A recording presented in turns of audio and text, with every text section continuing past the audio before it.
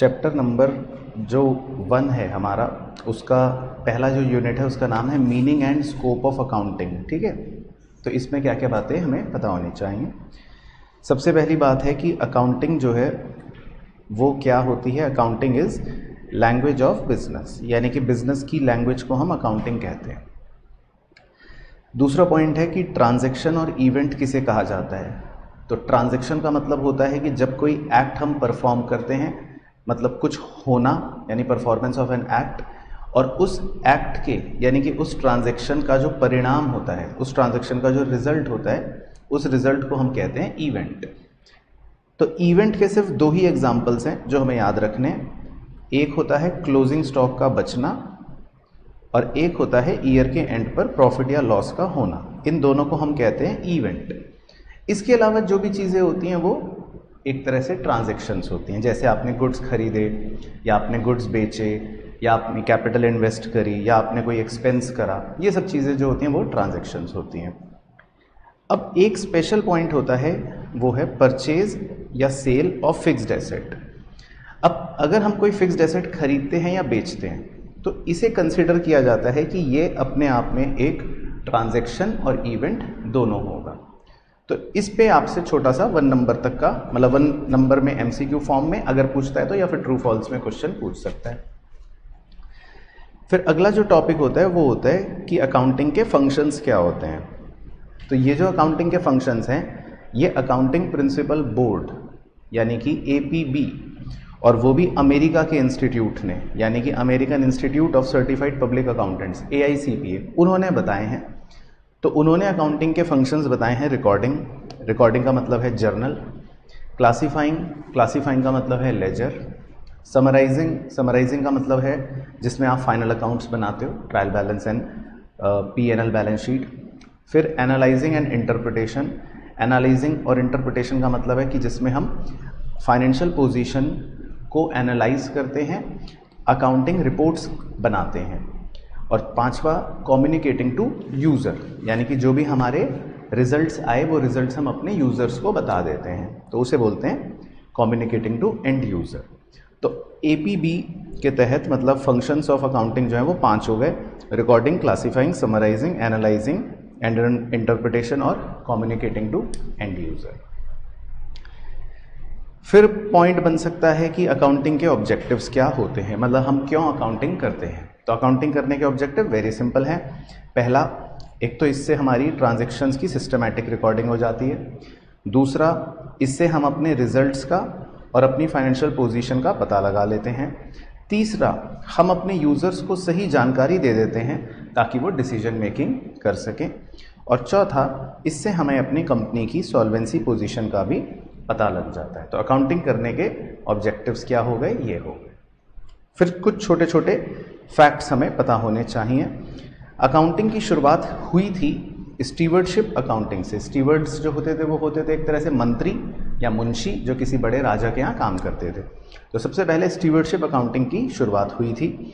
उसके बाद double entry system जो हम पढ़ते हैं आज, ये 15वीं शताब्दी यानी कि 15th सेंचुरी में ईजाद हुई थी। और जो फादर ऑफ अकाउंटिंग जिन्हें कहा जाता है वो हैं ल्यूकस पैसियोली। तो ये कुछ छोटे छोटे फैक्ट्स हो गए। उसके बाद अगला जो है टॉपिक, उसका नाम है फंक्शंस या यूजेस ऑफ अकाउंटिंग। लेकिन ये जो फंक्शंस हैं ये ऊपर वाले फंक्शंस से अलग हैं।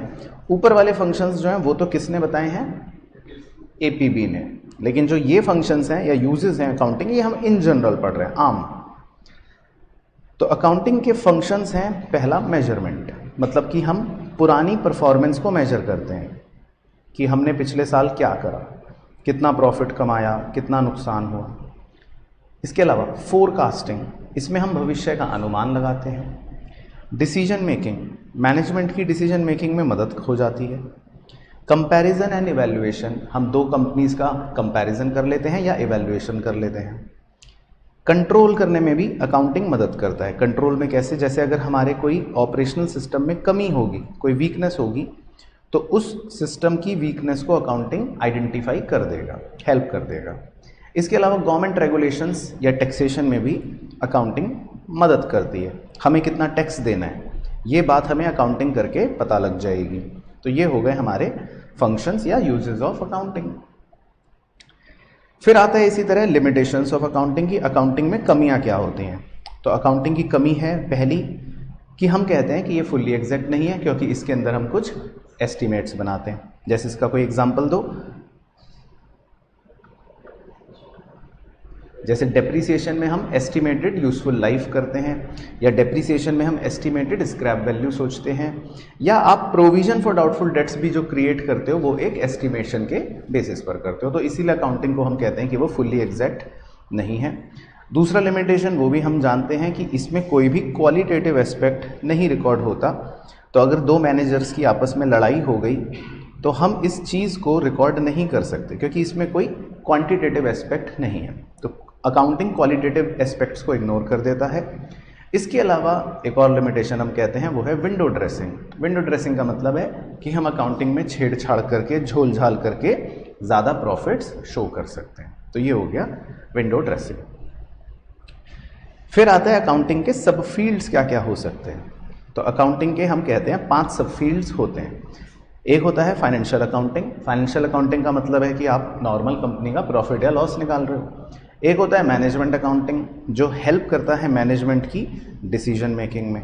एक होता है कॉस्ट अकाउंटिंग, जिसमें हम प्रोडक्ट की कॉस्ट निकाल लेते हैं।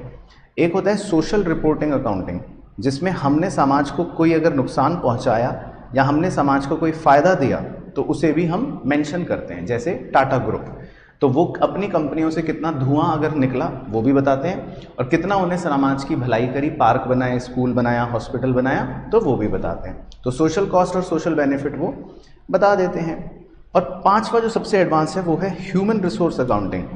उसमें हम अपने ह्यूमन रिसोर्स पर, यानी कि अपने एम्प्लॉयज़ पर, जिन्हें हम अपना एसेट मानते हैं, उनमें क्या वैल्यू देख रहे हैं उसकी भी रिपोर्टिंग करते हैं। हालांकि जो प्रैक्टिकली अभी नहीं होती, लेकिन फिर भी कहने के लिए हम कह देते हैं, इसको बोला जाता है ह्यूमन रिसोर्स अकाउंटिंग। तो पहले यहाँ तक याद ओके आ गया। यूज़र किसे कहा जाता है, यूज़र कौन होता है?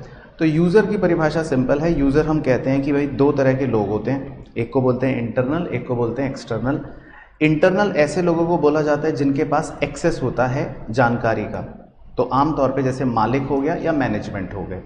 एक्सटर्नल वो हो गए जिनके पास एक्सेस नहीं हो सकता, यानी कि जो इंटरनल इन्फॉर्मेशन है जब तक वो पब्लिक ना की जाए उनके पास वो जानकारी नहीं पहुंच सकती। तो ऐसे लोगों को हम एक्सटर्नल कह देते हैं, चाहे उसमें क्रेडिटर हो, चाहे उसमें बैंक हो, चाहे उसमें सरकार हो, रिसर्चर्स हो, पब्लिक हो, एटसेट्रा।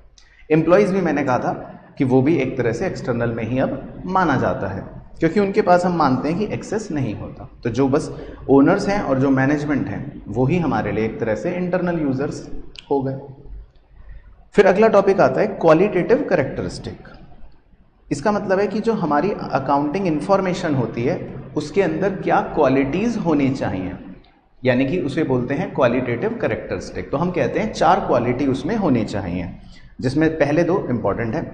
नंबर 1 है रेलिवेंस, मतलब जितना ज़रूरी हो उतनी इन्फॉर्मेशन।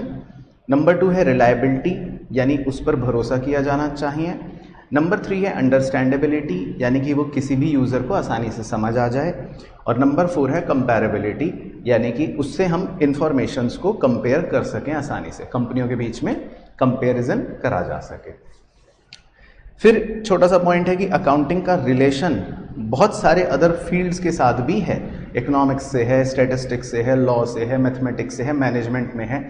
यानी कि अकाउंटिंग का यूज़ इन हर सब्जेक्ट में आप कह सकते हो कि कहीं ना कहीं होता है, और अकाउंटिंग के अंदर भी इन सारे सब्जेक्टों का कहीं ना कहीं इस्तेमाल हो जाता है। तो इसीलिए अकाउंटिंग को माना जाता है कि वो इन सारे ही सब्जेक्टों से या डिसिप्लिन से क्लोजली रिलेटेड है। फिर उसके बाद आता है पॉइंट कि अकाउंटिंग करने से आपको क्या होगा, यानी कि अकाउंटेंट के रोल क्या हैं या एरियाज ऑफ सर्विस क्या है। तो मैंने इसमें आपको बताया था कि अकाउंटेंट बनने के बाद आप स्टैट्यूटरी ऑडिट कर सकते हो। स्टैट्यूटरी ऑडिट का मतलब होता है कि किसी कंपनी को उसकी बैलेंस शीट को सीए जब साइन करता है तो उसको हम कहते हैं ऑडिट करना। तो कोई व्यक्ति यानी कि कोई सीए किसी कंपनी का ऑडिट कर रहा है तो हम कहते हैं स्टैट्यूटरी ऑडिट। इसी तरह कुछ कंपनियां एक सीए को अपने अंदर ही एम्प्लॉय की तरह हायर कर लेती हैं, तो उसको बोल सकते हैं इंटरनल ऑडिट। या टैक्सेशन का काम कर सकते हो आप, या सलाह दे सकते हो, मैनेजमेंट कंसल्टेंसी या सेक्रेटेरियल वर्क कर सकते हो आप, या कई बार और अदर वर्क कर सकते हो जैसे आर्बिट्रेज एंड ऑल। और फिर आता है एक टॉपिक कि बुक कीपिंग क्या होती है। तो बुक कीपिंग एक छोटा एस्पेक्ट होता है जिसमें हम कहते हैं कि सिर्फ हमारा मेन फोकस रिकॉर्डिंग पोर्शन पर होता है, यानी कि बुक कीपिंग वहाँ से शुरू, बुक कीपिंग जहाँ पर ख़त्म होती है वहाँ से हम एक तरह से अकाउंटिंग को शुरू करते हैं। तो बुक कीपिंग एक प्राइमरी स्टेज होता है, बुक कीपिंग जूनियर स्टाफ करता है। बुक कीपिंग बहुत ही रेगुलर नेचर का काम है, मतलब बोरिंग काम होता है। और बुक कीपिंग में हम कोई फाइनेंशियल स्टेटमेंट प्रिपेयर नहीं करते, वो सारी चीज़ें हम अकाउंटिंग के अंदर प्रिपेयर करते हैं। और लास्ट हमने एक छोटा सा चित्र बनाया था सिर्फ समझने के लिए कि बुक कीपिंग हम कह सकते हैं सबसे छोटा दायरा, अकाउंटिंग थोड़ा उससे बड़ा दायरा, लेकिन अकाउंटेंसी वो एक अपने आप में नॉलेज है, या एक तरह से हम कह सकते हैं कि वो तो हमारा सब्जेक्ट मैटर है, तो हम सब उसके एक विद्यार्थी हैं। तो अकाउंटेंसी एक सबसे वाइडर बक्से में नजर आ गया। तो ये तो हो गया था हमारा मतलब यूनिट 1 की कहानी। फिर 2 छोटे यूनिट्स थे, उनके बारे में और चर्चा कर लेते हैं। 2 छोटे यूनिट्स को कंबाइन करके हमने नाम दे रखा है अकाउंटिंग स्टैंडर्ड और इंडियन अकाउंटिंग स्टैंडर्ड। तो इसमें बहुत ही सिंपल कहानी थी। तो पहला तो आता है कि अकाउंटिंग स्टैंडर्ड क्या होता है। तो अकाउंटिंग स्टैंडर्ड का मतलब होता है कुछ ऐसे नियम, कुछ ऐसे रूल्स, कुछ ऐसे कह सकते हो आप पॉलिसियाँ या फॉर्मूले या प्रिंसिपल्स जो हमारी इंस्टीट्यूट यानी ICAI भारत में इशू करती है और जिसको सारे अकाउंटेंट फॉलो करते हैं। तो ये भी हमारे लिए एक तरह से रूल्स बन गए। तो इसीलिए लिखा है सेकेंड पॉइंट में कि accounting standards are the written policy documents issued by expert accounting body of each country. और ICAI जो है वो इंडिया में इसको इशू करता है। पॉइंट ये कि अकाउंटिंग स्टैंडर्ड्स क्यों आए या क्यों बनाने पड़े, इनके ऑब्जेक्टिव्स क्या हैं। तो इनके ऑब्जेक्टिव बहुत ही सिंपल हैं कि अगर एक मुंशी अलग तरह से अकाउंटिंग करेगा, दूसरा मुंशी अलग तरह से अकाउंटिंग करेगा, तो फिर हम कंपेयर नहीं कर पाएंगे। तो इसीलिए सारे मुंशी एक तरह से अकाउंटिंग करें। तो नॉन कंपेरेबिलिटी को एलिमिनेट करने के लिए अकाउंटिंग स्टैंडर्ड्स को बनाया गया। इसी तरह ट्रांसपेरेंसी या कंसिस्टेंसी को बरकरार रखने के लिए अकाउंटिंग स्टैंडर्ड बनाया गया। और फाइनेंशियल स्टेटमेंट्स की रिलायबिलिटी को बढ़ाने के लिए अकाउंटिंग स्टैंडर्ड्स बनाया गया। तो जैसे कि हर फील्ड में कुछ नियम होते हैं, तो अकाउंटिंग में भी नियम होते हैं, तो उनको हम बोल देते हैं अकाउंटिंग स्टैंडर्ड। फिर प्रक्रिया दे रखी है कि ये कैसे बनता है। तो बहुत ही सिंपल है। ICAI ने एक अकाउंटिंग स्टैंडर्ड बोर्ड बना रखा है जो 1977 में बना था। और वो अकाउंटिंग स्टैंडर्ड बोर्ड जो होता है वो इन अकाउंटिंग स्टैंडर्ड्स को AS को फॉर्मुलेट करता है, मतलब बनाता है। अब AS के लिमिटेशंस क्या हैं सर? AS के 3 लिमिटेशंस हैं। पहला ये कि AS कभी भी लॉ को ओवरराइड नहीं कर सकता। तो इसीलिए AS को हमने क्या नाम दिया था? छोटा कानून। तो लॉ जो है वो तो बड़ा कानून हो ही गया, तो AS जो है वो हमारे लिए है छोटा कानून, तो वो लॉ को ओवरराइड नहीं कर सकता। तो AS जो है it can not override statute, मतलब कि लॉ। दूसरा लिमिटेशन ये कि AS से थोड़ा सा रिजिडिटी हो जाएगी। रिजिडिटी का मतलब ये कि फ्लेक्सिबिलिटी कम रहेगी, क्योंकि हमें जो नियम दे रखे हैं उसी के हिसाब से काम करना पड़ेगा। और तीसरा ये कि कई बार अकाउंटिंग स्टैंडर्ड्स में अलग अलग अकाउंटिंग ट्रीटमेंट्स होते हैं, तो उनके बीच में चॉइस करना मुश्किल हो जाता है। जैसे बेस्ट एग्जांपल है अकाउंटिंग स्टैंडर्ड 6 डेप्रीसिएशन में 2 मेथड्स दे रखे होते हैं। तो अब कुछ मुंशी हो सकता है SLM मेथड फॉलो करें, कुछ मुंशी हो सकता है WDV मेथड फॉलो करें। तो कभी कभी डिफरेंट ऑल्टरनेटिव अकाउंटिंग ट्रीटमेंट्स के बीच में से कौन सा बेहतर है ये चुनना मुश्किल हो जाता है। तो अकाउंटिंग स्टैंडर्ड्स के भी हम कह देते हैं कि लिमिटेशन होते हैं। बाकी इनकी लिस्ट हमारे सिलेबस में नहीं है, तो वो इंस्टीट्यूट ने कह रखा है कि आपको मतलब पढ़ने की आवश्यकता नहीं है। अब हमने अकाउंटिंग स्टैंडर्ड को नाम दिया था क्या? Vanilla ice cream. तो थोड़ी देर उसको वनीला आइसक्रीम मान लेते हैं। फिर उसके बाद मैंने आपको स्टोरी सुनाई थी कि हम भारत में जो जितने भी मुंशी हैं वो सारे के सारे अकाउंटिंग स्टैंडर्ड्स को फॉलो करते हैं, लेकिन दुनिया में और भी देश हैं और हर देश अपने अपने हिसाब से अपने अपने नियमों को फॉलो करते हैं। अब क्योंकि ग्लोबलाइजेशन का ज़माना आ गया, तो यहाँ पर तो इंडिया की कंपनी का कंपैरिजन किसी US की कंपनी के साथ भी हो सकता है। तो उनके रूल्स अलग हैं, हमारे रूल्स अलग हैं, तो दिक्कतें आनी शुरू हो गई। तो ग्लोबल दिक्कतों को दूर करने के लिए एक इंटरनेशनल बोर्ड बनाया गया, यानी कि IFRS का निर्माण किया गया, जिसका पर्पज़ ये था कि पूरी दुनिया के अंदर ही यानी कि इंटरनेशनली एक ही तरह के अकाउंटिंग के नियम होने चाहिए। तो IFRS को हमने नाम दे दिया चॉकलेट आइसक्रीम। Chocolate ice cream. तो एक तरफ है हमारी अपनी इंडिया में चलने वाली वनीला आइसक्रीम और दूसरी तरफ है इंटरनेशनली रूल्स बनाने वाला चॉकलेट आइसक्रीम। तो अब हमारे पास ऑफर था कि हम अपनी वनीला आइसक्रीम को छोड़कर चॉकलेट आइसक्रीम खा सकते हैं, लेकिन हमने क्या करा, हमने मिक्स कर लिया, जिसको बोलते हैं कि हमने अपने अकाउंटिंग स्टैंडर्ड्स को कन्वर्ज कर लिया विद IFRS, यानी कि हमने अपने रूल्स को भी रखा, थोड़ा सा इनको मॉडिफाई करके इंटरनेशनल रूल्स के साथ मिक्स कर लिया। तो अब जो नई आइसक्रीम तैयार हो गई वो बन गई चोको वनीला आइसक्रीम, जिसको हम बोलते हैं इंडियन अकाउंटिंग स्टैंडर्ड्स। तो ये बन गया IAS। तो बस ये बेसिकली छोटा सा पॉइंट है। तो IAS जो है वो होते हैं इंडियन अकाउंटिंग स्टैंडर्ड। बाकी IFRS के साथ कन्वर्ज करने से फायदा क्या हुआ, तो ऑब्वियसली इसका फायदा 3 लोगों को हुआ। इकोनॉमी को भी, क्योंकि अब हम इंटरनेशनल बिजनेस भी आसानी से कर सकते हैं क्योंकि हमारे भी नियम इंटरनेशनल नियम्स के साथ मैच कर रहे हैं।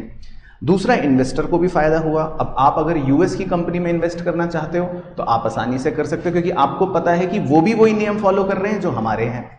और इंडस्ट्री को भी ओवरऑल फायदा मिला क्योंकि हमने फॉरेन कंट्रियों से या फॉरेन मार्केट से लोअर इंटरेस्ट रेट्स के हिसाब से लोन ले सकते थे। तो मतलब इन टोटलिटी IAS यानी कि इंडियन अकाउंटिंग स्टैंडर्ड्स के बनने का फायदा इकोनॉमी, इन्वेस्टर और इंडस्ट्री तीनों को हुआ। Choco vanilla ice cream. बाकी इसकी जो लिस्ट है वो हमें याद नहीं रखनी, लेकिन ये होते कैसे हैं उसकी प्रक्रिया भी देख लेते हैं। तो जो इंडियन अकाउंटिंग स्टैंडर्ड्स हैं, जिन्हें हम इंड AS भी बोल देते हैं, तो वो सेंट्रल गवर्नमेंट इशू करती है। किसके सुपरविजन के कंट्रोल के अंदर? जो ASB यानी अकाउंटिंग स्टैंडर्ड बोर्ड है ICAI का, उसके सुपरविजन के अंदर, और कंसल्ट करती है किसके साथ? NACAS के साथ, यानी national advisory committee on accounting standard. तो जो प्रक्रिया है वो कुछ ऐसी है कि जो NACAS है वो अपने रिकमेंडेशंस किसको भेजता है? मिनिस्ट्री ऑफ कॉर्पोरेट अफेयर्स को, MCA को, और MCA फिर वो IAS को इशू कर देती है। बाकी IAS की जो लिस्ट है वो हमें सिलेबस के अनुसार नहीं पढ़नी। तो ये 2 छोटे से यूनिट्स थे, वनीला आइसक्रीम और चोको वनीला आइसक्रीम, यानी AS और इंडियन AS की। तो याद आ गया स्टोरी? तो ऑनलाइन वाले चीतों को बताओ, याद आ गई चोको वनीला आइसक्रीम की कहानी? यूनिट 2 जो है ये आप अच्छे से करके जाना एग्जाम के लिए मेनली, ठीक। इसका क्वेश्चन जो है वो बिल्कुल आएगा।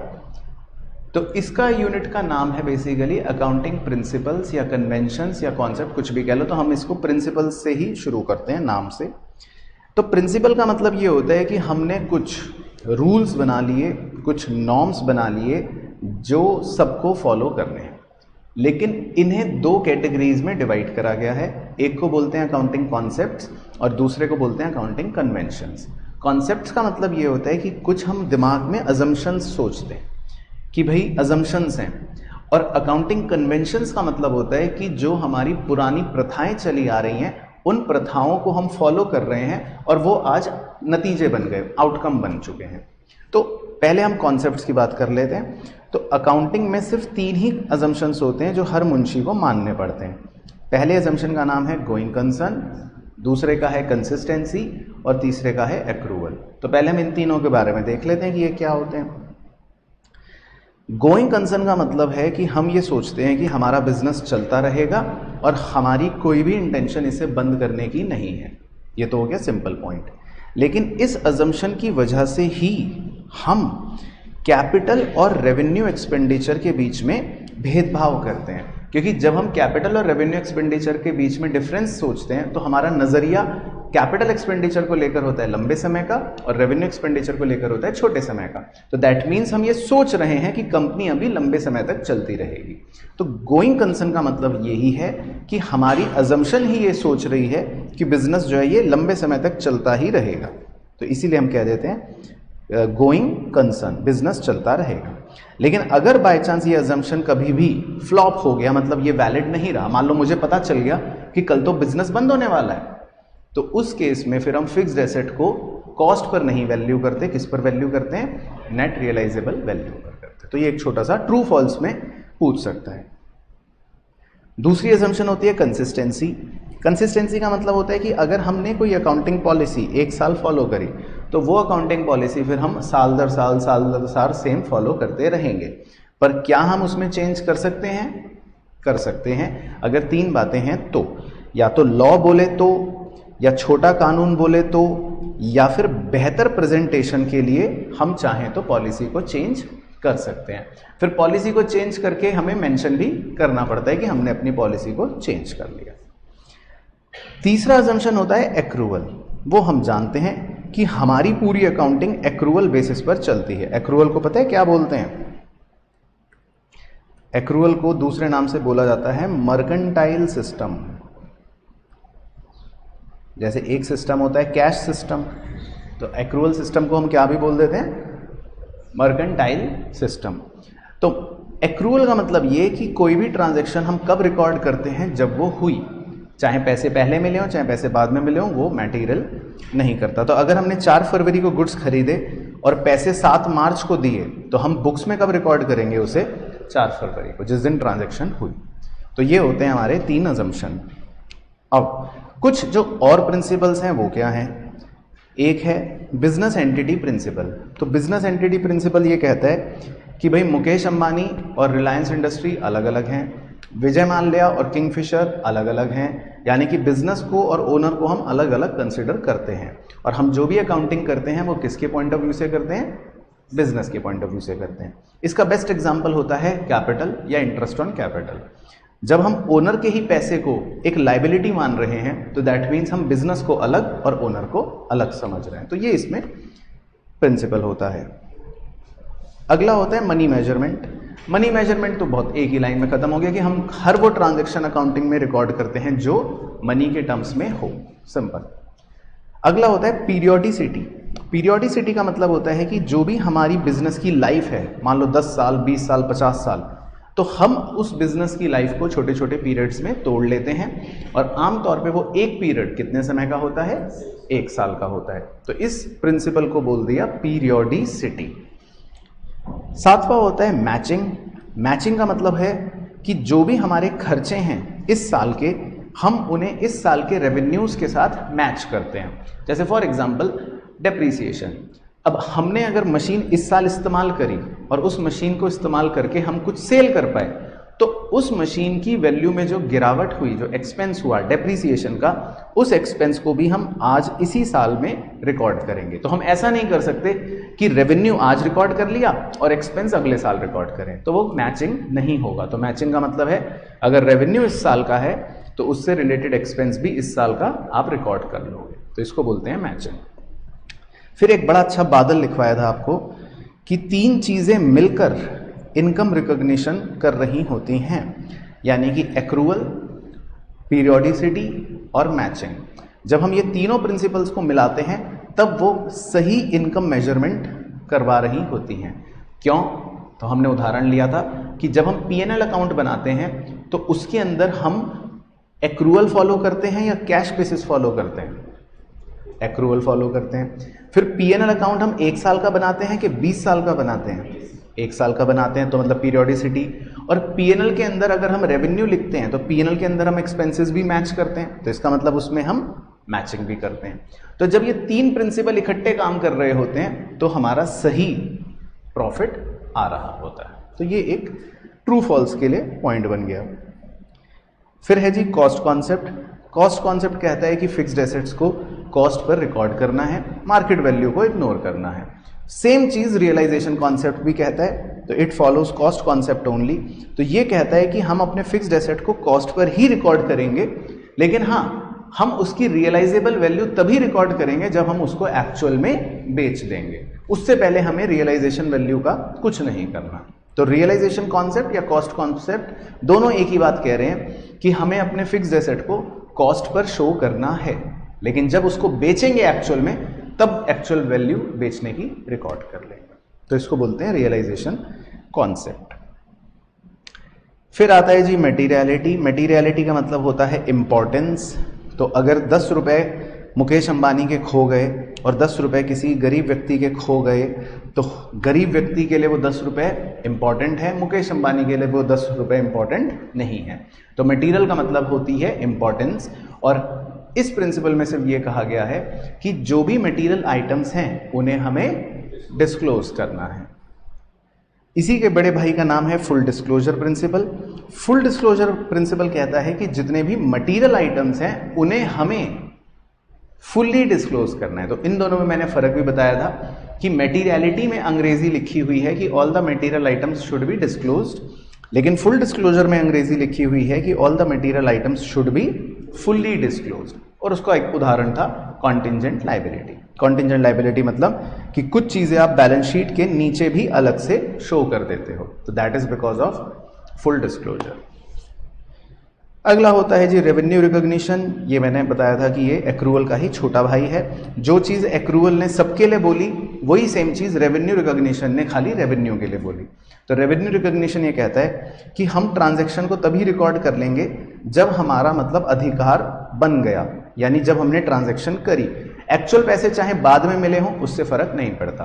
तो अगर हमने 4 फरवरी को गुड्स बेचे और पैसे हमें 7 मार्च को मिले, तो हम रिकॉर्ड कब करेंगे रेवेन्यू को? 4 फरवरी को। तो रेवेन्यू रिकॉग्निशन भी एक्रूअल वाली ही भाषा बोल रहा है। 13th होता है डुअल एस्पेक्ट। डुअल एस्पेक्ट का मतलब होता है कि हर ट्रांजैक्शन के 2 पहलू होते हैं, एक होता है डेबिट, एक होता है क्रेडिट। डेबिट का मतलब हमने एसेट के रूप में लिख लिया या समझ लिया, और क्रेडिट का मतलब कैपिटल और लायबिलिटी के रूप में समझ लिया। तो ये इक्वेशन हमेशा आपकी मैच करती है। एसेट अगर बढ़ेंगे तो कैपिटल या लायबिलिटी भी बढ़ जाएगी, एसेट अगर कम होंगे तो कैपिटल या लायबिलिटी भी कम हो जाएगी। कई बार एसेट ही बढ़ेगा, एसेट ही घटेगा, कई बार लायबिलिटी ही बढ़ेगी, लायबिलिटी ही घटेगी, लेकिन इक्वालिटी हमेशा मैच होती रहेगी। तो इसको बोलते हैं डुअल एस्पेक्ट प्रिंसिपल। और लास्ट होता है कंजर्वेटिज्म, यानी कि प्रूडेंस। प्रूडेंस ये कहता है कि अगर हमें भविष्य में नुकसान होने की संभावना लग रही है तो हम उसको कंसिडर कर लेंगे, उसको रिकॉर्ड कर लेंगे, लेकिन अगर हमें भविष्य में प्रॉफिट्स हो रहे हैं या लग रहा है कि कुछ फायदा होगा तो हम उसको इग्नोर कर देंगे। तो मैंने इसका एक एग्जांपल दिया था कि अगर आपको रात को सपना आया और आपको लग रहा है कि आप सीए में फेल हो जाओगे, तो फिर आप उस बात को सीरियसली लोगे और अपनी पढ़ाई करना शुरू कर दोगे। लेकिन अगर आपको सपना आया कि आपकी रैंक 1 आ गई, तो आप ऐसा तो नहीं है कि मिठाइयाँ बांटना शुरू कर दोगे, आप क्या करोगे? उसको इग्नोर कर दोगे, क्योंकि आपको पता है कि अब ये रियलिटी नहीं है। तो सेम चीज़ कंजर्वेटिज्म में है। तो जहाँ पर भी हमें भविष्य में नुकसान होने का लगता है, जैसे कि प्रोविजन फॉर डाउटफुल डेट्स या क्लोजिंग स्टॉक, तो हम उन्हें लोअर वैल्यू पर रिकॉर्ड करते हैं। तो ये कंजर्वेटिज्म को शो कर रहा होता है। तो ये होते हैं हमारे सारे 14 प्रकार के क्या मतलब प्रिंसिपल्स, तो जिसमें 3 आपको क्या याद रखने हैं? अजम्पशंस, और 11 एक तरह से आपको दूसरे प्रिंसिपल्स कह लो वो पता होने चाहिए। तो क्लियर है सारे? उसके बाद है एक छोटा हमारा यूनिट जिसका नाम है contingent asset and contingent liability. ये बहुत सिंपल है। इसमें आपको बिल्कुल ऐसे सोचना है कि हम मान लेते हैं रात को सो रहे हैं, ठीक है। अब हमें कुछ सपना आया, क्योंकि ये पूरा का पूरा चैप्टर ही एक्सपेक्टेशन पर बेस्ड है। कॉन्टिंजेंट का मतलब ही होता है कि मतलब ये हकीकत नहीं है, आप सिर्फ एक्सपेक्ट कर रहे हो। तो 2 बातें हो सकती हैं, या तो आपको सपना आया कि मेरा फ़ायदा होगा, या आपको सपना आया कि मेरा नुकसान होगा। 2 ही बातें हो सकती हैं। अब अगर आपको सपना आया कि मेरा फ़ायदा होगा, तो हम उसको कह देते हैं कि ये मतलब भविष्य में फ़ायदा हो रहा है, तो कॉन्टिंजेंट एसेट। तो उसको तो क्या करना है? इग्नोर करना है। तो ये तो किस्सा ही ख़त्म हो गया।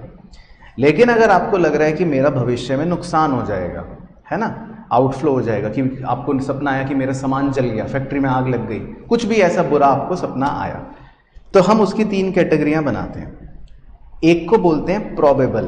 प्रोबेबल का मतलब हो गया कि जब आप बिल्कुल ऑलमोस्ट 100% तो नहीं, लेकिन 80-90% ये श्योर हो कि नुकसान तो हो गई। दूसरी कैटेगरी बना ली रीजनेबली पॉसिबल, मतलब जिसमें आपको 50-50 लग रहा है, आपको लग रहा है हो भी सकता है, नहीं भी हो सकता। और तीसरी कैटेगरी बना ली रिमोट, आपको लगा कि नहीं नहीं नहीं, ये बस ऐसी है, छोटा सा सपना है, नुकसान होगा नहीं, रिमोट। तो जब आप बिल्कुल प्रोबेबल होते हो, मतलब आपको लग रहा है कि अब तो पक्की बात है नुकसान हो ही जाएगा, तो फिर हम अपनी बुक्स में इसको रिकॉर्ड करते हैं। और बुक्स में रिकॉर्ड करने का मतलब है हम एक प्रोविजन क्रिएट कर लेते हैं। लेकिन जब हमें लगता है 50-50 चांस है, हो भी सकता है नहीं भी हो सकता है, तो फिर हम इसको बुक्स में रिकॉर्ड नहीं करते हैं, लेकिन हम उसको नीचे शो कर देते हैं फुटनोट में, यानी कि कॉन्टिजेंट लायबिलिटी। और जब बिल्कुल ही रिमोट लगे कि भैया ये तो नुकसान नहीं के बराबर ही है, तो फिर हम इग्नोर कर देते हैं। तो बेसिकली ये चार्ट जो है ये अपने आप में यूनिट के बारे में बता देता है। बाकी परिभाषाएं हैं वो आपको लर्न करनी है कि भाई कॉन्टिजेंट एसेट क्या है, तो वो एक पॉसिबल एसेट है, मतलब पूरी परिभाषा आपको लर्न करनी है कि जो हाँ लॉ की तरह है कि पास्ट इवेंट पर बेस्ड है, जिसका होना या ना होना किसी वन और मोर अनसर्टेन फ्यूचर इवेंट्स पर निर्भर करेगा, जो आपके हाथ में नहीं है, कंट्रोल में नहीं है।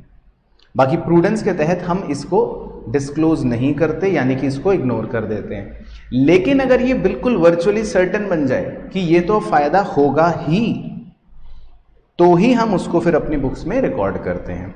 बाकी कॉन्टिजेंट एसेट्स को आमतौर पे हम कहां पर शो करते हैं? बोर्ड ऑफ डायरेक्टर्स की रिपोर्ट में। तो ये 3 बातें आप इसके बारे में लिख देना। तो शॉर्ट नोट लिखने को आएगा मान लो, तो आप ये सारी बातें इसमें लिख सकते हो। अच्छा, इसी तरह कॉन्टिजेंट लायबिलिटी क्या होती है? कॉन्टिजेंट लायबिलिटी भी वही पॉसिबल ऑब्लिगेशन हो सकती है जो किसी पास्ट इवेंट की वजह से या तो डिपेंड कर रही है कि हो या ना हो, डिपेंडिंग ऑन वन और मोर अनसर्टेन फ्यूचर इवेंट जो आपके कंट्रोल में नहीं है। बाकी मेन बात ये कि हम इसको रिकॉर्ड नहीं करते, इसको हम सिर्फ फुट नोट में शो कर देते हैं। प्रोविजन जो होता है वो हमारे लिए एक प्रेजेंट लायबिलिटी है, क्योंकि उसे हम रिकॉर्ड करते हैं, यानी कि वो रिकॉग्निशन क्राइटेरिया मीट करती है। और प्रोविजन के आप एग्जांपल्स भी मतलब सोच सकते हो जो आप रिकॉर्ड करते हो, जैसे प्रोविजन फॉर डाउटफुल डेट्स या प्रोविजन फॉर टैक्स वगैरह। तो ये एक छोटा सा यूनिट बन गया। फिर इसी तरह 2 छोटे यूनिट्स और हैं, एक का नाम है अकाउंटिंग पॉलिसी और दूसरे का नाम है अकाउंटिंग एज मेजरमेंट डिसिप्लिन्स। तो अकाउंटिंग पॉलिसी में तो आपको बस ये पता होना चाहिए कि अकाउंटिंग पॉलिसी किसे कहते हैं। तो अकाउंटिंग पॉलिसी का मतलब होता है बिल्कुल वही सेम परिभाषा जो अकाउंटिंग स्टैंडर्ड की है, कि भाई ये भी कुछ प्रिंसिपल्स हैं या उन प्रिंसिपल्स को अप्लाई करने के तरीके हैं। जैसे एग्जाम्पल सर, जैसे आप डेप्रीसिएशन में देखते हो अकाउंटिंग पॉलिसी SLM या WDV, या आप इन्वेंट्री की वैल्यूएशन में देखते हो कि अकाउंटिंग पॉलिसी FIFO या LIFO किसी का, या आप गुडविल की वैल्यूएशन में देखते हो कि किसी की अकाउंटिंग पॉलिसी है एवरेज प्रॉफिट मेथड, किसी की अकाउंटिंग पॉलिसी है सुपर प्रॉफिट मेथड। तो अकाउंटिंग पॉलिसी मतलब ये चीज़ें होती हैं। लेकिन जो बस एक ही क्वेश्चन इसमें बनता है एग्जाम में, वो ये कि आप अकाउंटिंग पॉलिसी को सिलेक्ट करने के लिए क्या देखोगे, किन 3 बातों का ध्यान रखोगे, यानी कि selection of accounting policy is based on, तो बताओ, बेस्ड ऑन प्रूडेंस, मटेरियलिटी और सब्सटेंस ओवर फॉर्म। तो प्रूडेंस का मतलब आपको पता ही है, यानी कंजर्वेटिज्म वाला। मटेरियलिटी का मतलब आपको पता ही है कि अगर वो इंपॉर्टेंट है हमारे लिए तो हम उस पॉलिसी को चुनेंगे, यानी कि इंपॉर्टेंस वाला। सब्सटेंस ओवर फॉर्म का मतलब है कि सब्सटेंस यानी कि सच्चाई, ओवर मतलब ऊपर और फॉर्म मतलब कानून। हम कानून से भी ऊपर किसको रखते हैं? सच्चाई को रखते हैं। तो इसका हमने एक एग्जाम्पल लिया था कि मान लेते हैं आपने 27 मार्च को एक बिल्डिंग खरीदी और उस बिल्डिंग की रजिस्ट्रेशन यानी कि रजिस्ट्री आपके नाम पर जब हुई तब तक 13 अप्रैल का दिन आ चुका था। अब 31 मार्च को जब आप बुक्स क्लोज करते हो तब ऑफिशियली या लीगली आप बिल्डिंग के मालिक नहीं हो, क्योंकि बिल्डिंग की इस रजिस्ट्री आपके नाम पर 13 अप्रैल को हुई है। तो क्या 31 मार्च को आप अपनी बुक्स में बिल्डिंग शो करोगे? तो ये कह रहा है नहीं करेंगे। Very good. तो इसका मतलब ये महोदय लॉ के हिसाब से चल रहे हैं। तो यही बात हमें सीखनी थी मेरे दोस्त, कि हमें यहाँ सच्चाई को ऊपर रखना है लॉ से। तो लॉ कह रहा है कि बिल्डिंग हमारे नाम पर नहीं है, नहीं होगा, क्योंकि यहां पर हम कौन से पॉलिसी में किस फीचर को ध्यान रख रहे हैं? Substance over form. तो एक बार इसकी देखो अंग्रेजी पढ़ के सुना देता हूं। Transaction should be accounted for, मतलब ट्रांजैक्शन को रिकॉर्ड कर लो in accordance with actual happening and economic reality of transaction, not by its legal form. तो हम किसी भी अकाउंटिंग ट्रांजैक्शन में उसकी इकोनॉमिक रियलिटी देखते हैं। तो अगर मैंने बिल्डिंग 27 मार्च को खरीद ली तो मतलब खरीद ली, ये इकोनॉमिक रियलिटी है। रजिस्ट्री में 10 दिन लग गए और लीगल रूप में वो बिल्डिंग मेरे नाम 13 अप्रैल को हुई, वो एक अलग बात है। तो यही बात सब्सटेंस ओवर फॉर्म में होती है। तो खैर, तो 3 फीचर्स होते हैं बस, जिसके आधार पे हम अपनी अकाउंटिंग पॉलिसी का सिलेक्शन करते हैं: प्रूडेंस, सब्सटेंस ओवर फॉर्म और मटेरियलिटी। उसके बाद accounting and measurement principle, measurement discipline में बस छोटी बातें हैं, वो आपको बस 1 नंबर के हिसाब से ट्रू फॉल्स में पता होनी चाहिए कि भाई मनी जो है वो हमारा मेजरमेंट स्केल होता है। मनी का कोई यूनिवर्सल डिनोमिनेशन नहीं है, क्योंकि यहाँ रुपए है, कहीं डॉलर है, कहीं पाउंड है, कहीं येन है। मनी जो है वो यूनिवर्सली एप्लीकेबल नहीं होता। तो आप 2000 का नोट लेके यूएसए पहुंच जाओ तो वो कहेंगे ये क्या ले आए आप। मनी जो है वो स्टेबल नहीं होता, यानी वॉलेटाइल होता है। आज $1 80 रुपए का है, हो सकता है परसों 90 का हो जाए या 60 का हो जाए, तो मतलब मनी की वैल्यू भी स्टेबल नहीं होती। बाकी मेजरमेंट के एलिमेंट्स हैं वो एक सिंपल स्टेप्स हैं, आप उसमें कीवर्ड्स याद रखना कि आइडेंटिफिकेशन, सिलेक्शन और इवैल्यूएशन। यानी कि पहले, सबसे पहले हम आइडेंटिफाई करते हैं कि हमारा इवेंट क्या है, फिर हम सिलेक्शन करते हैं कि उस इवेंट को किस स्केल में मेजर करना है, कि डॉलर की टर्म्स में, रुपी की टर्म्स में, पाउंड की टर्म्स में किस स्केल में उसको मेजर करना है। और फिर हम उसका करते हैं इवैल्यूएशन, यानी कितने का है, यानी 1000 रुपये, 2000 रुपये या 1500 रुपये, वॉट एवर। तो 3 स्टेप्स बन गए एलिमेंट्स ऑफ मेजरमेंट के: आइडेंटिफिकेशन, सिलेक्शन और इवैल्यूएशन। लेकिन जो क्वेश्चन आता है वो एक ही आता है बस इस यूनिट में से, छोटे में से, कि वैल्यूएशन के कितने प्रिंसिपल होते हैं। 4 प्रिंसिपल होते हैं। एक को बोलते हैं हिस्टोरिकल कॉस्ट, एक को बोलते हैं करंट कॉस्ट, एक को बोलते हैं रियलाइजेबल वैल्यू, एक को बोलते हैं प्रेजेंट वैल्यू। तो 4 प्रिंसिपल्स होते हैं वैल्यूएशन के। तो इसका एक एग्जांपल डिस्कस कर लेते हैं। आपने 5 साल पहले एक घर खरीदा 20 लाख का, जिसकी आज रियलाइजेबल वैल्यू, यानी कि अगर आज आप उस घर को बेचोगे तो आपको मिलेंगे 25 लाख रुपए। लेकिन अगर आप वही सेम, यानी कि बिल्कुल वैसा सिमिलर घर खरीदोगे अपने पड़ोसी का, मान लो, तो वो मिलेगा आपको 28 लाख का, 28 लाख का। आपके घर की फ्यूचर वैल्यू 3 साल बाद 50 लाख है और उसी की आज की डिस्काउंटेड प्रेजेंट वैल्यू 35 लाख है। तो यहां से यही 4 प्रिंसिपल्स हमारे डिराइव हो रहे हैं। तो अगर हम देखें कि हमारी हिस्टोरिकल कॉस्ट क्या है, तो हम कहेंगे कि हमने 5 साल पहले घर कितने का खरीदा, 20 लाख का। अगर हम कहें कि करंट कॉस्ट क्या है, तो करंट कॉस्ट का मतलब याद रखना हमेशा, करंट कॉस्ट का मतलब होता है कि जो हमारे वाले घर की तरह सिमिलर घर है वो कितने का है, तो वो है 28 लाख का। अगर कोई पूछे कि हमारे घर की आज की रियलाइजेबल वैल्यू क्या है, तो हम कहेंगे 25 लाख। और अगर कोई पूछे कि हमारे घर की आज प्रेजेंट वैल्यू क्या है, तो हम कहेंगे 35 लाख। फ्यूचर वैल्यू ये कोई वैल्यूएशन प्रिंसिपल नहीं होता, इस बात का भी ध्यान रखना है ट्रू फॉल्स के लिए। तो इसीलिए इसको हमने काट रखा है ब्लॉक बना के। तो वैल्यूएशन प्रिंसिपल 5 नहीं होते, सिर्फ कितने होते हैं, 4 होते हैं। तो फ्यूचर वैल्यू को हम वैल्यूएशन प्रिंसिपल नहीं मानते। तो historical cost, current cost, realizable value और प्रेजेंट वैल्यू।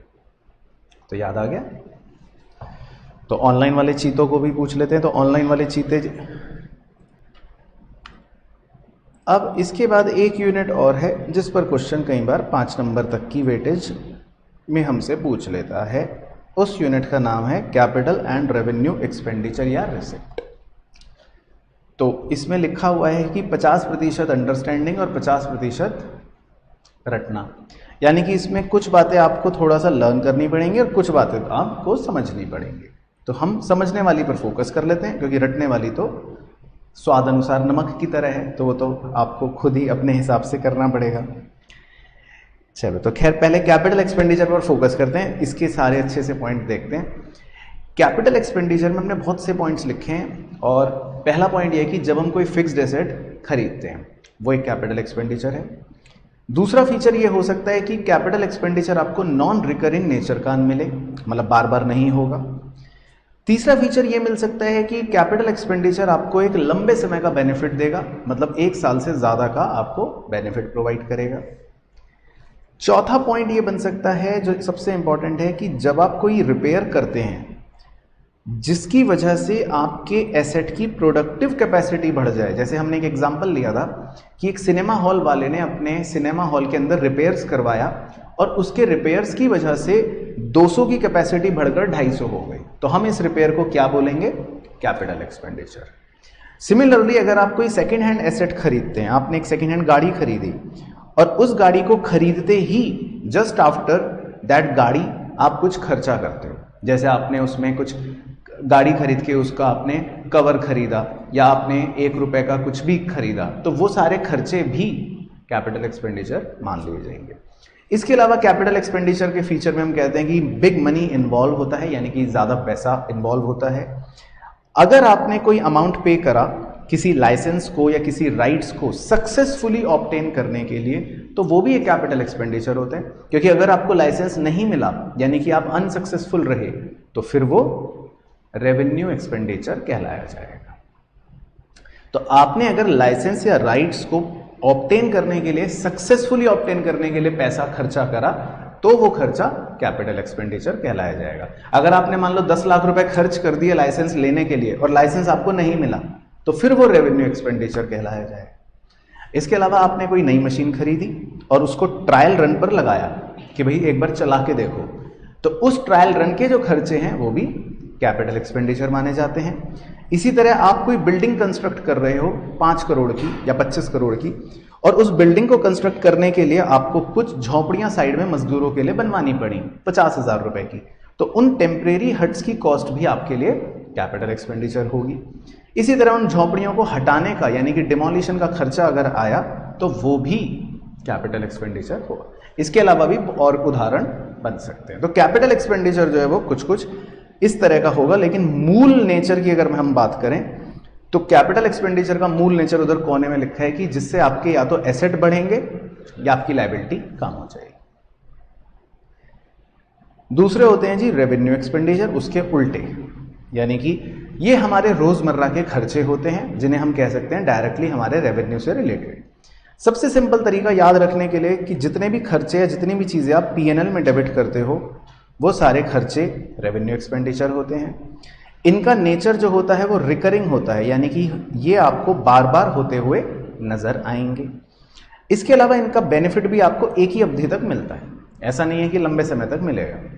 इसके उदाहरण में है जैसे मेंटेनेंस एक्सपेंस। मेंटेनेंस एक्सपेंस को हम मानते हैं कि इससे कोई प्रोडक्टिव कैपेसिटी नहीं बढ़ रही, जैसे कि व्हाइट वॉश, हम दीवारें यहाँ पुतवा लें तो इससे कोई कैपेसिटी नहीं बढ़ेगी। इसी तरह अगर आपने लाइसेंस या राइट्स को लेने के लिए कुछ खर्चा करा लेकिन वो आपको नहीं मिला, यानी कि अनसक्सेसफुल रह गया, तो रेवेन्यू एक्सपेंडिचर है।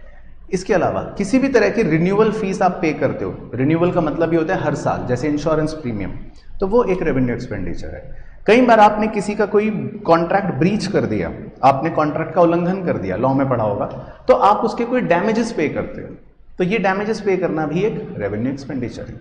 आपने अपने न्यू शोरूम का इनॉग्रेशन करवाया और उसके लिए अमिताभ बच्चन जी को बुलाया और इनॉग्रेशन के एक्सपेंसेस आपने करे, तो वो भी आपके लिए एक रेवेन्यू एक्सपेंडिचर है। तो इन दोनों पर देखो मैंने बना रखा है आर का सिंबल, यानी कि ये दोनों खर्चे रेवेन्यू एक्सपेंडिचर के हैं, तो ये पीएनएल में डेबिट हो जाएंगे।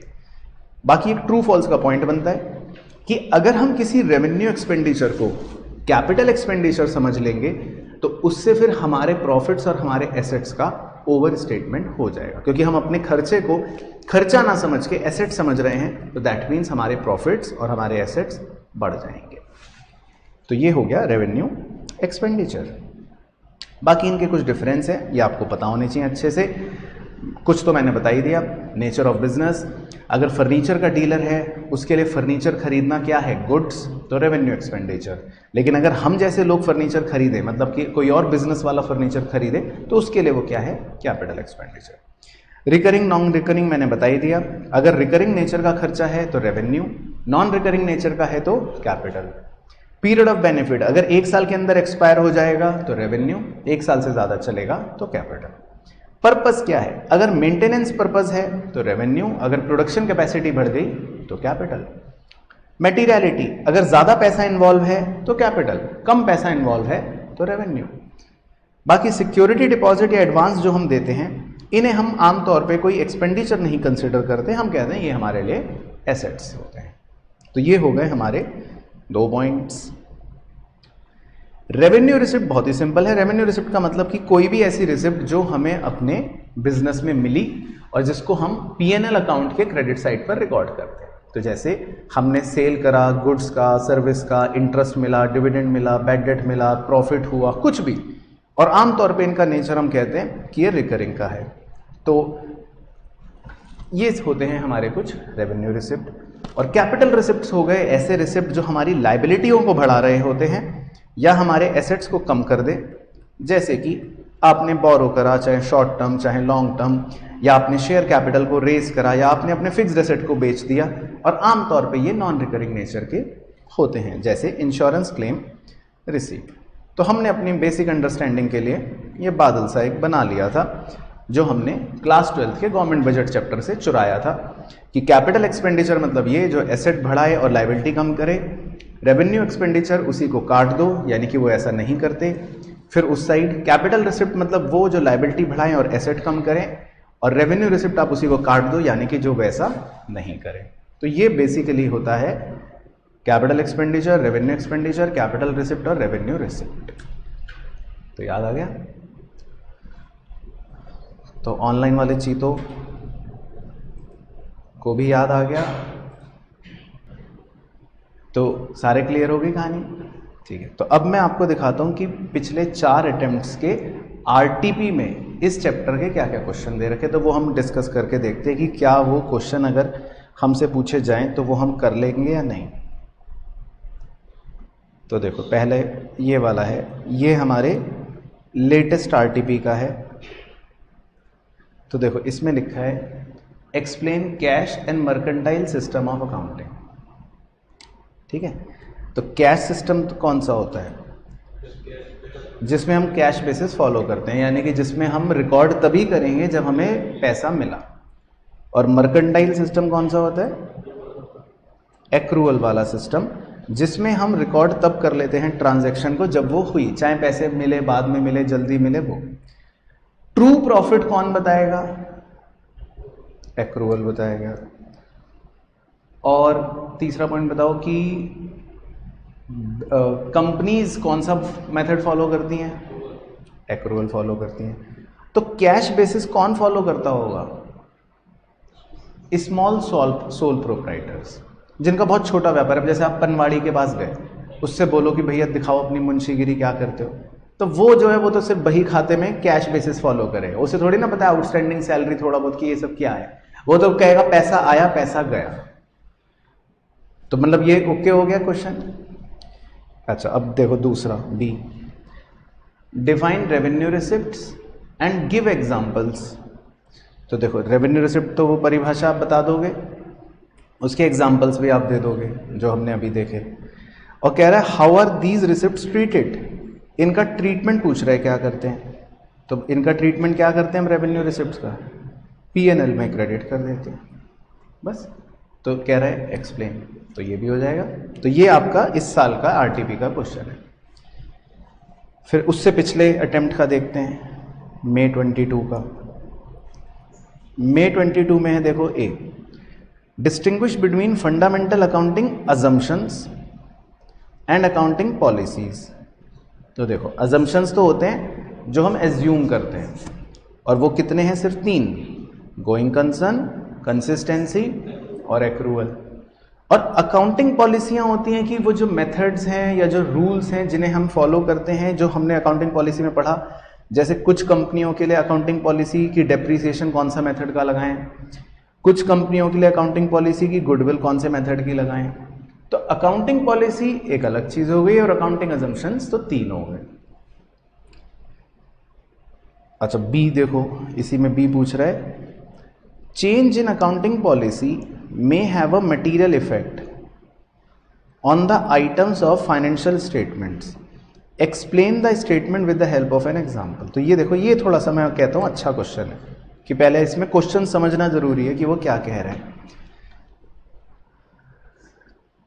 तो बस उसमें हर्ष एक्सप्लेन नहीं करना, एक्सप्लेन वो पूरा जो बताया था वो करना है। रेवेन्यू रिसिप्ट को एक्सप्लेन कर देंगे, एग्जाम्पल लिख देंगे और बता देंगे कि इसको हम P&L में क्रेडिट करना है, वो एक्सप्लेन हो जाएगा बस। अच्छा, तो अब देखो, जब हम कोई अकाउंटिंग पॉलिसी चेंज करते हैं, जैसे एग्जाम्पल लेते हैं क्योंकि आपको एग्जाम्पल लिखना पड़ेगा ना, तो आप बताओगे कि मान लो कोई कंपनी पहले एसएलएम मेथड फॉलो करती थी, लेकिन इस साल उस कंपनी ने पॉलिसी को चेंज कर लिया और अब वो एसएलएम की बजाय डब्ल्यूडीवी मेथड फॉलो करने लगी। तो अब देखो, अगर पॉलिसी चेंज करती है कंपनी तो उससे उसके फाइनेंशियल स्टेटमेंट्स पर इफेक्ट पड़ेगा कि नहीं? पहले तो पड़ेगा। तो हम कहेंगे हाँ कि इससे मटेरियल इफेक्ट पड़ेगा फाइनेंशियल स्टेटमेंट्स पर। तो ये तो हो गया क्वेश्चन। बस इसी एग्जांपल को हम समझा देंगे फिगर्स के साथ। तो आप इसमें कुछ भी फिगर ले सकते हो कि मान लो अगर कंपनी पहले एसएलएम मेथड से फॉलो करती थी डेप्रीसिएशन, तो उस केस में उसका हर साल डेप्रीसिएशन कितना कितना चलता रहता, मान लो 10-10 हज़ार। लेकिन सेकेंड ईयर पर आने के बाद कंपनी ने एसएलएम की जगह डब्ल्यूडीवी लगाना शुरू कर दिया, तो अब उसका डेप्रीसिएशन 9,000 या फिर 8,100 आना शुरू हो जाएगा। तो एक तरह से अब उसका हम कह सकते हैं पीएनएल में खर्चा कम हो गया, क्योंकि पहले उसको डेप्रीसिएशन 10 लिखना पड़ता था, अब कितना लिखना पड़ेगा? खाली 9। तो बस आप ये समझा दोगे कि अगर हम अकाउंटिंग पॉलिसी चेंज करेंगे तो उस वजह से देखो हमारे फाइनेंशियल स्टेटमेंट्स पर प्रभाव पड़ जाएगा। और इस एग्जाम्पल को अगर हम देखें तो 10,000 डेप्रीसिएशन लिखना चाहिए था पहले, लेकिन अब हम खाली 9,000 ही लिखेंगे क्योंकि मेथड चेंज हो गया। तो एक तरह से हमने पीएनएल में कम खर्चा लिखा। तो इसको हम ये भी कह सकते हैं कि इस वजह से हमारे इस साल के प्रॉफिट्स 1,000 रुपये ज़्यादा आ जाएंगे। बस, तो आप ये एग्जाम्पल बता सकते हो। तो 2.5 नंबर के लिए काफ़ी हो जाएगी बात। अच्छा, फिर देखो ये उससे पहले साल का नवंबर 2021 का आरटीपी का क्वेश्चन। ए तो सेम हो गया, कैश और मर्केंटाइल का डिफरेंस। बी में कह रहा है कि अकाउंटिंग स्टैंडर्ड को सेट करने के फायदे बताओ। तो 2 मेन फायदे थे वैसे तो इसके, लेकिन हमने तो 3 लिख रखे थे, तो आप 3 भी लिख सकते हो कि भाई एक तो कंपैरेबिलिटी बढ़ जाएगी, है ना, ग्लोबल कंपैरेबिलिटी बढ़ जाएगी, ट्रांसपेरेंसी हो जाएगी। तीसरा आप कह सकते हो यूनिफॉर्मिटी हो जाएगी, क्योंकि हर मुंशी सेम तरह से काम करेगा। तो बस इसमें उसने वैसे भी स्टेट बोला है, तो स्टेट का मतलब होता है कि आपको खाली लाइन लिखनी है। तो आप 2.5 नंबर के लिए कोई भी 3 पॉइंट्स लिख सकते हो। अच्छा, और उससे पहले एक अटेम्प्ट को और देख लो, मई 2021 के आरटीपी में क्या आया था? डिस्टिंग्विश बिटवीन मनी मेजरमेंट और मैचिंग। तो ये हमने अभी करा था। मनी मेजरमेंट तो कहता है कि ट्रांजैक्शंस और इवेंट्स जो मनी की टर्म्स में है वही रिकॉर्ड करेंगे, और मैचिंग कॉन्सेप्ट तो वो था जिसमें हम कह रहे थे कि रेवेन्यू अगर रिकॉर्ड हुआ तो उससे रिलेटेड एक्सपेंस को भी हम रिकॉर्ड कर देंगे। और बी देखो वो सेम ही आ गया, है ना। तो ये चेंज इन अकाउंटिंग पॉलिसी का मटेरियल इफेक्ट पड़ेगा, कह रहा है एग्जाम्पल देकर समझाओ। ठीक है, तो समझ आ गया पॉइंट।